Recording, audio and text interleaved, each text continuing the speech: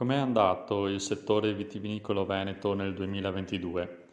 Ne parliamo con Nicola Severini, collega dell'Osservatorio Economico Agroalimentare. Abbiamo analizzato anche quello che è il comparto vitivinicolo regionale.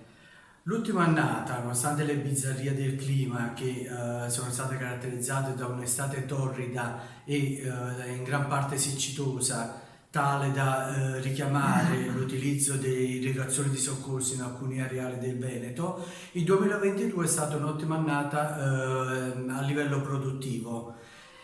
Partiamo da quello che è la componente strutturale del comparto, quindi parliamo della superficie abitata potenziale che nell'ultimo anno continua a salire sfondando il tetto dei 101.000 ettari con un aumento dell'1,3%, mentre la superficie già in produzione è cresciuta fino a 94.708 ettari con un aumento rispetto all'anno precedente del più 0,8%. Le statistiche definitive della Vendemmia 2022 parlano di un'annata molto buona sia a livello di produzione di uve che di vino. Infatti la produzione complessiva di uve del Veneto è arrivata a 15 milioni di quintali, con un aumento rispetto all'anno precedente del 7,2%. Di tutta questa uva il 75% circa è prodotto in aree DOC e di questo vino DOC l'87% è costituito da vino bianco, in gran parte costituito da vino grigio e da uve glera per produrre poi il prosecco. Altri 22,3% delle superfici dell'uva prodotta è composta da uva IGT, con la restante 2,8% da uva varietale.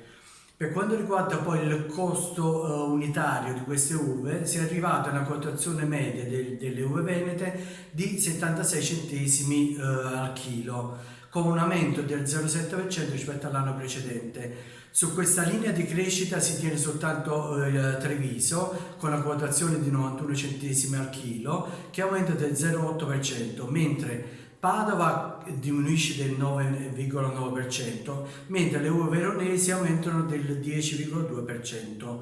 Passando alla produzione di vino, nell'ultimo anno si è prodotto vino per 11,9 milioni di ettolitri e un aumento dell'8,6% rispetto al 2021. Di tutto questo vino, 9,2 milioni di ettolitri sono composti da vino DOC e la percentuale di vino bianco all'interno dei vini DOC è arrivata ormai al 77,3%. Per quanto riguarda il vino GT, la quota sul totale è scesa a 19,8% e il 57,7% del vino IGT è composto da vino bianco. Il clou della vitivinicoltura veneta sono le esportazioni. Nell'ultimo anno l'export di vino veneto, che rappresenta il 36% di tutte le esportazioni del comparto nazionale di vino, è arrivato a 2,85 miliardi di euro, con una crescita del fatturato rispetto all'anno precedente del 13,4%.